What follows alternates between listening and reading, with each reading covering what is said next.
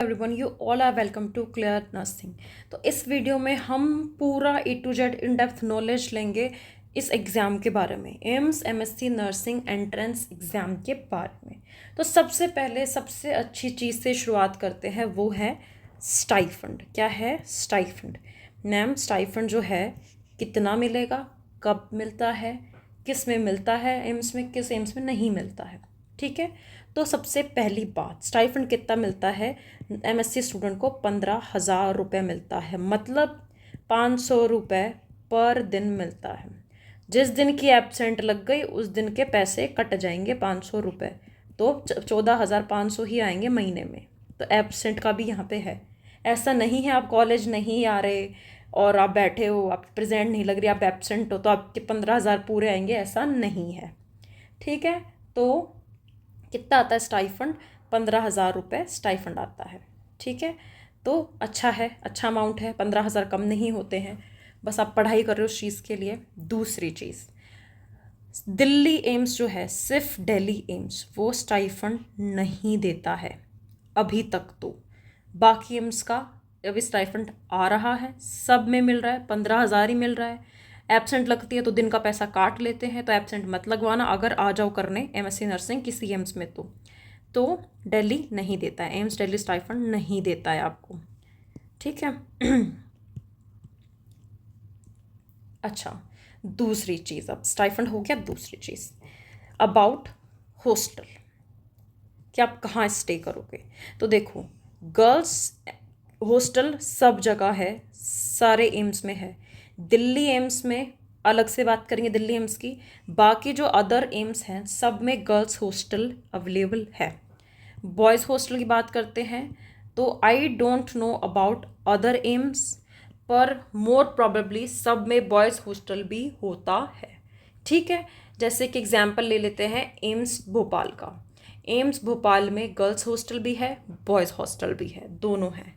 अब रही बात एम्स दिल्ली की, तो आई डोंट थिंक सो कि एम्स दिल्ली में हॉस्टल है फॉर बॉयज़। बॉयज़ के लिए तो मुझे श्योरली लगता है कि नहीं होगा।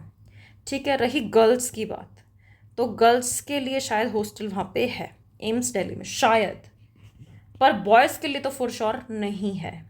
ठीक है, ये बात हो गई अब हॉस्टल की कि कहाँ पे है कहाँ पे नहीं है। अब फर्दर बात कर लेते हैं हॉस्टल की मेस फीस की बात, कि जो मेस में जो खाना मिलेगा हॉस्टल में, जो बॉयज़ को भी मिलेगा बॉयज़ हॉस्टल में, उसका फ़ीस कितना है।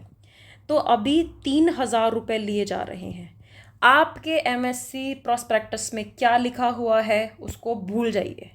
जो 2024 में आया था एमएससी का, उसमें 700 रुपये लिखा था मेस का, पर 3,000 लेते हैं पर मंथ के।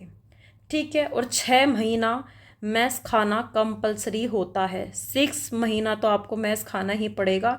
उसके बाद आप टिफ़िन लगवाओ, बाहर से मंगा के खाओ, खुद बनाओ, उनको कोई मतलब नहीं है। पर 6 महीना आपको कंपलसरी है मैस का खाना खाना सब ही एम्स के अंदर। ठीक है, और कितना है पैसा मैस का? 3,000 रुपये है। तो आप मान के चलो आपके 12,000 रुपये ही स्टाइफंड एक तरह से आपके जेब में आ रहा है पूरा। दूसरा, मैम अगर मैस के खाने से बोर हो जाए तो ऐसा कुछ फैसिलिटी है कैंपस के अंदर, सभी कैंपस के अंदर? तो हाँ, सभी एम्स के अंदर हॉस्पिटल में भी कैंटीन होता है स्टाफ के लिए। ठीक है, कैंटीन में बहुत कम पैसे में खाना मिल जाता है, पर आप रोज़ रोज़ जाके कैंटीन नहीं खा सकते, क्योंकि हॉस्टल से कैंटीन तक रोज़ जाना वो बहुत ज़्यादा हेक्टिक हो जाता है, और मैस तो नीचे ही होता है आपके हॉस्टल के। तो कैंटीन में होता है, कैंपस के अंदर ही शॉप्स होती हैं जहाँ पे आपको दूध मिल जाता है, जो भी कोल्ड ड्रिंक लेनी है, स्नैक्स लेने, वो मिल जाता है। और दूसरा एक और शॉप होती है जिसमें आपको सैंडविचेस, ये सब चीज़ें मिल जाती हैं। तो ये एम्स के अंदर होता है ये चीज़ भी। कैंपस में आपको ऐसा कोई ना कोई शॉप मिल जाएगा जहाँ पे आप कैंटीन टाइप में, जहाँ पे आप खा सकते हो, कैंपस के अंदर भी और हॉस्पिटल के अंदर भी, जो स्टाफ के लिए बनाया जाता है अलग से। ठीक है, तो अब खाने की बात हो गई और हॉस्टल की बात हो गई, स्टाइफंड की बात हो गई। ठीक है, स्टाइफंड की बात एक अच्छी ये है, दिल्ली एम्स के बारे में अगर आप ये सोच रहे हो ना बेटा कि दिल्ली एम्स में तो स्टाइफंड है ही नहीं, क्या मतलब है वहाँ जाके, तो पहला चीज़ तो मेन एम्स है। दिल्ली एम्स जो है वो ब्रांच, मेन ब्रांच है। ठीक है, तो एक ब्रांड अलग है, ब्रांड नेम अलग है उसका। दूसरा, अगर वो आपसे स्टाइफंड आपको नहीं दे रहा है तो वो आपसे कुछ पैसा लेगा भी नहीं। मतलब क्या है इस चीज़ का? अगर आप वो बच्चे हैं जो ये सोच के चल रहे हैं, घर से परेशान है, पेरेंट्स बोल रहे हैं नौकरी कब लगेगी तेरी, 2 साल से नोट सेट दे रहे हैं, नहीं हो रहा सिलेक्शन, जो बच्चे ये सोच रहे हैं कि कुछ नहीं तो एमएससी ही सही, एमएससी कर लेते हैं, अगर वो ये सोच के आ रहे हैं कि एमएससी करते करते हम नॉर्सेट का पेपर दे देंगे और भर देंगे, तो आपके लिए बेस्ट एम्स ना फिर दिल्ली है। क्योंकि दिल्ली में अगर छोड़ के जाओगे ना तो एक भी रुपया नहीं देना उनको, उनका कोई बॉन्ड नहीं है, ना तो वो स्टाइफंड दे रहे हैं तो वो लेते भी कुछ नहीं है। तो उन बच्चों के लिए दिल्ली एम्स अच्छा है जिनको बीच में छोड़ के जाना है। अगर वो ये सोच रहे हैं कि एमएससी करते रहते हैं, बीच में कुछ नौकरी मिलेगी अच्छी तो छोड़ देंगे, एमएससी बाद में कर लेंगे और वो जॉब पकड़ लेंगे, तो वहाँ पे अच्छा है क्योंकि आपको कोई स्टाइफंड नहीं देना, आपको मिल नहीं रहा तो आपको देना भी नहीं, आराम से आप जा सकते हो, कोई स्ट्रेस ही नहीं है आपको। ठीक है। बाकी एम्स में क्या है, आपको 1 लाख रुपए देने पड़ेंगे। अगर आप मिड में कोर्स छोड़ के जाओगे तो आपको 1 लाख का बॉन्ड भरना पड़ेगा। और स्पेशली एम्स भोपाल के बारे में आपको बता देती हूँ, जो सबको पता है कि एम्स भोपाल में 5,000 रुपये लेते हैं, कि 5,000 रुपये बॉन्ड भरते हैं जब आप छोड़ के जाते हो। तो वहाँ पे भी अब ये गलत हो चुका है, वहाँ पे भी एम्स भोपाल में भी अब 1 लाख रुपए लेने लग गए हैं। जो बच्चा मिड सेशन में छोड़ के जाता है उसको भी अब 1 लाख देने पड़ेंगे। पर दिल्ली में ऐसा नहीं है, ना तो वो स्टाइफंड देते हैं, तो वो जब आप छोड़ के जाते हो तो उनका कोई बॉन्ड क्राइटेरिया भी नहीं है। तो उन बच्चों के लिए एम्स दिल्ली अच्छा है। और जिसको करनी ही है एमएससी वो किसी भी एम्स से कर सकता है, ठीक है, तो उसको स्टाइफंड मिल जाएगा। दिल्ली एम्स में वो ही बच्चे करें जिनको ब्रांड से मतलब है, पैसे से मतलब नहीं है। और दूसरा, जिनको दिमाग में चल रहा है कि हम नॉर्थ सेट देख के कुछ भी एग्जाम देख के बीच में चले जाएंगे, तो वो एम्स दिल्ली का भरना चॉइस, मैं पहले ही बता रही हूँ, एम्स दिल्ली का चॉइस भरना। ठीक है, तो ये सब बात हो गई। अब फर्दर और बात करते हैं, मैथ्स फीस के बारे में बात हो गई, फेस्ट के बारे में बात करते हैं कि मैम फेस्ट कैसा होता है। तो देखो, फेस्ट सारे एम्स का बहुत अच्छा होता है। फेस्ट के टाइम पे आपको ये लगेगा कि आपको ये सच में लगेगा कि आप एम्स के अंदर खड़े हो। उस दिन आपको यह फील होगा कि तुमने कुछ अचीव करा है, तुम किसी अच्छे इंस्टीट्यूट के अंदर खड़े हो जिस दिन फेस्ट होगा। क्योंकि इतने बड़े बड़े सेलिब्रिटी आते हैं, ऐसा माहौल होता है, you proud on your self उस दिन। तो फेस्ट का दिन जो होता है बहुत अच्छा होता है, गाने होते हैं 7 दिन तक, कोई ना कोई आता रहता है, कॉमेडी होती है, बड़े बड़े शोज़ होते हैं, बहुत अच्छा माहौल होता है, खाना पीना होता है, जैसे बिल्कुल पार्टी चल रही हो पूरे कैंपस के अंदर। ठीक है, तो fest is the best best day, best week, पूरे 1 वीक का फेस्ट होता है हर जगह, best week of any AIIMS. तो फेस्ट अलग ही है, आउटस्टैंडिंग है। ठीक है, ये रही फेस्ट के बारे में बात हो गई, मैथ्स फीस के बारे में बात हो गई, बॉयज़ एंड गर्ल्स हॉस्टल के बारे में बात हो गई, स्टाइफंड कितना मिलेगा उसके बारे में बात हो गई। अब मेन चीज़ आपको बताने की है कि एमएससी का 2025 का, एमएससी नर्सिंग का जो प्रॉस्पेक्टस है 2025 का, बेटा एक एक चीज़, एक एक लाइन अच्छे से पढ़ लेना। कितनी लीव मिलती है, क्या करना है क्या नहीं करना पूरे कोर्स में, सब कुछ पढ़ के ही अपना चूज़ करना कि मुझे कौन सी सब्जेक्ट लेनी, किस स्पेशलिटी का लेना है। और स्पेशलिटी वो ही चूज़ करना जिसमें आपका इंटरेस्ट हो, नहीं तो वो एमएससी नर्सिंग आप पे बोझ बन जाएगी, मैं पहले कह रही हूँ, और आप उसको छोड़ भी नहीं पाओगे। तो आपको प्रॉस्पेक्टस अच्छे से पढ़ना है। वो क्या है मैम, वो पीडीएफ है बेटा, एमएससी नर्सिंग का पीडीएफ है जो एम्स ने निकाला है, वो मैंने आपको टेलीग्राम चैनल पे डाल दिया है। टेलीग्राम का जो लिंक है वो आपको डिस्क्रिप्शन में मिल जाएगा, वहाँ जाओ, ज्वाइन करो और जो पीडीएफ उसको डाउनलोड करो, पूरा अच्छे से पढ़ लेना अगर आप एमएससी नर्सिंग करने जा रहे हो तो। दूसरी चीज़, एमएससी नर्सिंग जो बच्चे करने की सोच रहे हैं फ्रॉम एम्स, पहली बात रिसर्च होती है, पूरे एमएससी का क्राइटेरिया है रिसर्च का। जिस बच्चे ने बीएससी नर्सिंग 4th ईयर में रिसर्च अच्छे से नहीं करी है, गारंटी देती हूँ उस चीज़ की, रिसर्च में दुखी हो जाओगे। यहाँ पे वो नहीं है एम्स में, जैसे बीएससी में कर लिया था तुमने ग्रुप में, किसी ने कुछ बना दिया और तुम्हारा सबमिट भी हो गया, चाहे तुम प्राइवेट से हो चाहे तुम स्टेट गवर्नमेंट से बीएससी करके आए हो। यहाँ पे ऐसा नहीं है, यहाँ तुम्हें प्रॉपरली रिसर्च करनी पड़ेगी और तुम्हें ही करनी पड़ेगी, मैं पहले ही कह रही हूँ। तो जो बच्चे रेडी है हैक्टिक 2 साल हैक्टिक में गुजारने के लिए और इसको अपना 100% देने के लिए एमएससी नर्सिंग को, वो ही बच्चे आएँ, वही बच्चे कोर्स प्रोसीड करें। मैं पहले ही कह रही हूँ, नहीं तो बीच उसमें तुम रोगे कि ये तो हमें आता नहीं था, एमएससी तो ऐसी है वैसी है। कोर्स का यहाँ पे कोई फॉल्ट नहीं है, कोर्स बहुत अच्छा है, आपको रिसर्च करना पड़ेगा। मैं पहले ही कह रही हूँ, आपको एमएससी नर्सिंग में सीखने को बहुत मिलेगा, पर वही बच्चे आएँ जो सीखना चाहते हैं, जो लापरवाही नहीं करते हैं, जिनको रिसर्च करनी है, ठीक है, और खुद से ही करनी है। बुक पढ़ो रिसर्च की, उसमें सब कुछ दे रखा होता है, चीज़ कैसे क्या बनती है, ठीक है। तो एमएससी नर्सिंग करने के स्पेशली मैं बोल रही हूँ जिन बच्चों के दिमाग में ये चीज़ है कि हम तो नॉर्थ सेट का निकल के बीच में से निकल जाएंगे, तो वो एम्स दिल्ली चूज़ कर लेना, ठीक है। और फिर अच्छे से ही पढ़ना, ऐसा ना हो कि तुम ना तो एमएससी नर्सिंग कर पाओ अच्छे से, ना तुम नॉर्थ सेट क्लियर कर पाओ, तो ऐसे मत करना।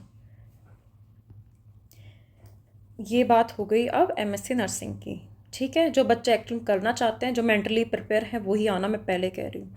अगर आपको जॉब करना है तो 1 साल और दे दो खुद को, बैठ के कर लो, कोई मतलब नहीं है यहाँ पे आने का। यहाँ पे आ जाओगे एमएससी करने, फिर उसके बाद क्या करोगे, बीच में छोड़ के जाओगे, ना तो एमएससी हुई ना कुछ और हुआ। इससे अच्छा घर बैठ के मेंटली हेल्दी तरीके से 1 साल और दे दो नॉर्थ सेट को, ठीक है। अगर करना ही है तो जॉब चाहिए ही तो, और ऐसा है कि नहीं, अगर जॉब नहीं भी लगती है तो भी मैं वैसे पूरी कर लूँगा, क्योंकि मैं पहले बता रही हूँ बहुत हेक्टिक होने वाला है आपके लिए, ठीक है। ये एमएससी नर्सिंग का हो गया। अब लीव की बात कर लेते हैं। लीव कितनी मिलती है, देखो बेटा, 7 तो लीव मिलती हैं समर की, समर ब्रेक, 7 मिलती है विंटर लीव, 7 मिलती है प्रिपरेटरी लीव, और बाकी 9 मिलता है आपका खुद का सीएल। तो कितना हो गया, 30 लीव हो गई पूरी आपकी, 30 लीव हो गई। इसमें समर मिलेगी ही मिलेगी, विंटर मिलेगी ही मिलेगी, प्रिपरेटरी मिलेगी ही मिलेगी आपको। समर कब मिलती है समर लीव, वो मिलती है आपको, समर लीव मिलती है आपको अप्रैल जून के बीच में, ठीक है, या मई में, मई में मिलती है आपको। मतलब समर के टाइम पे मिलेगी, ऑब्वियसली जब गर्मियाँ पड़ेंगी तो मई में आपको 7 दिन का छुट्टी मिलेगा, ठीक है। ऐसे ही आपको विंटर में भी मिलेगा छुट्टी, जो दिसंबर में आती है। दिसंबर में आपकी विंटर वेकेशन आ जाती है। फिर प्रिपरेटरी लीव क्या है, एग्ज़ाम के, फाइनल एग्ज़ाम के 1 वीक पहले आपको 7 दिन का, मतलब 1 वीक का आपको प्रिपरेटरी लीव मिलता है, जिसमें आपको तैयारी करनी होती है एग्जाम के लिए। 9 आपकी खुद की सीएल है, 9 सीएल आपकी खुद की हैं साल की।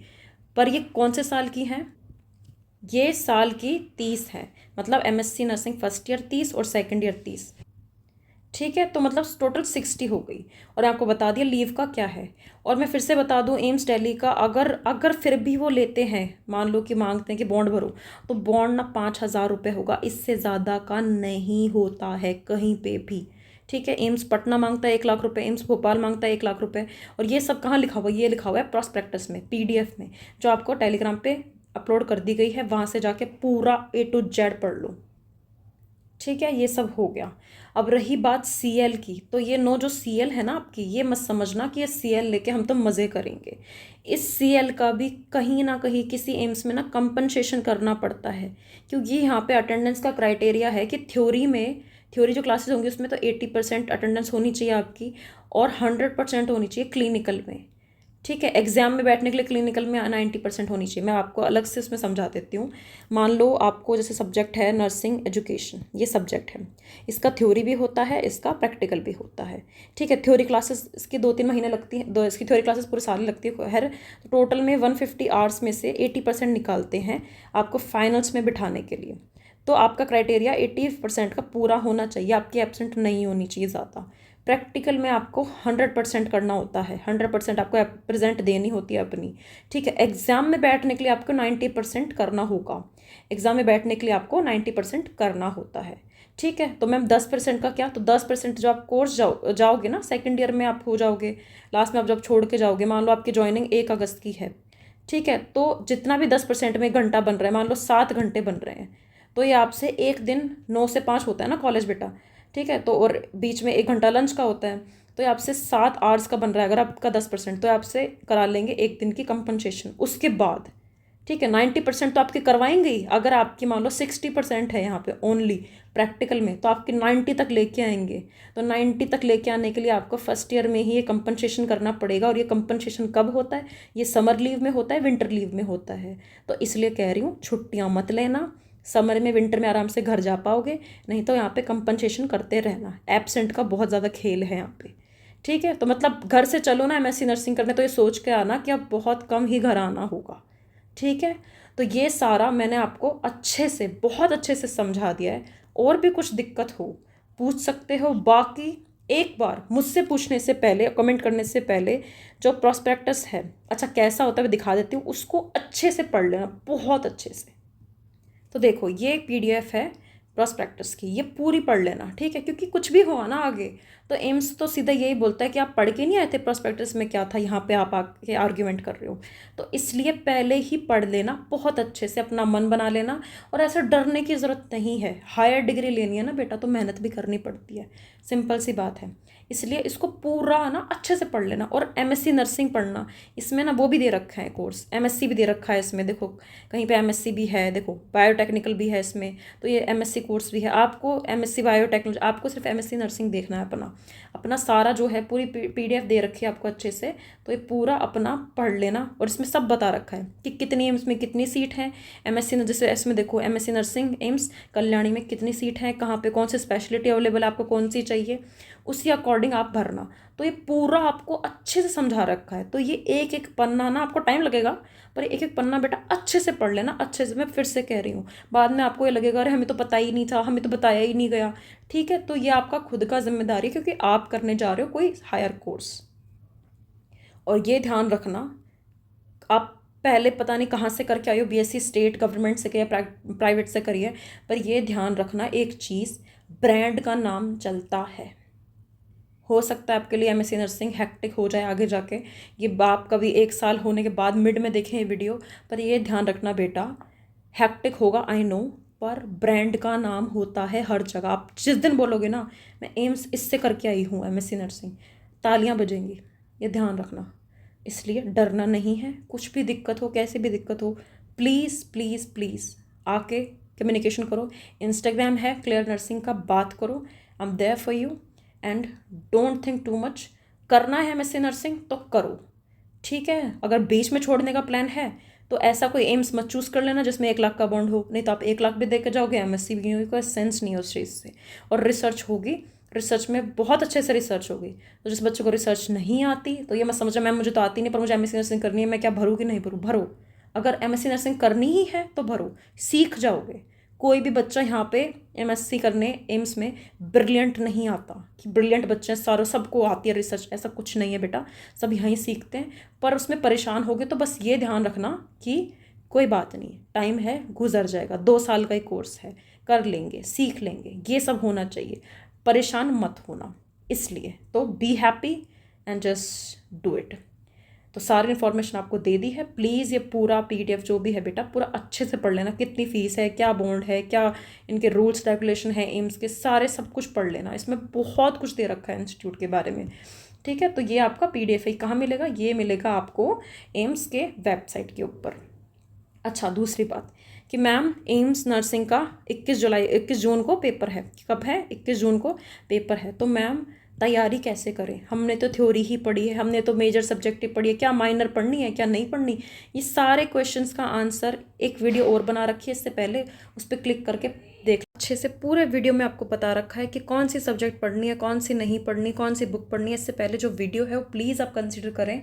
और नोट्स अगर आपके पास नहीं है और अच्छे नोट्स चाहिए आपको पीडिया के, अगर इमेज बेस्ड क्वेश्चन चाहिए, फंडामेंटल चाहिए, तो लिंक डिस्क्रिप्शन में है, मैंने बहुत अच्छे प्रिसाइसली आपके नोट्स बना रखे हैं, आप बाय करें, उसका पीडीएफ जो है वो डाउनलोड करें। डाउनलोड में थोड़ा सा टाइम लगता है, थोड़ा वेट करें, है ना, डाउनलोड हो जाएगा अपने आप। 168 MB का या ऐसे कुछ है, 178 MB का, तो टाइम लगता है डाउनलोड में, थोड़ा पेशेंस रखना, वो डाउनलोड हो जाएगा। उसके बाद उसको देखो और याद करो, 21 जून में भी बहुत टाइम है, ठीक है, तो आपकी तैयारी हो जाएगी। और प्लीज़ इससे पहले जो वीडियो है, अगर आपको नहीं पता कि कैसे तैयारी करनी है तो वीडियो ज़रूर कंसिडर करना। नोट्स का लिंक एंड टेलीग्राम का लिंक जो है डिस्क्रिप्शन में मिल जाएगा। Thank you for watching this video. कोई भी डाउट हो प्लीज़ कमेंट सेक्शन में डालिए और इस प्रैक्टिस को पहले पढ़िए कमेंट करने से पहले, क्योंकि इसमें सब कुछ खुद ही दे रखा है, ठीक है। Thank you and thank you so much.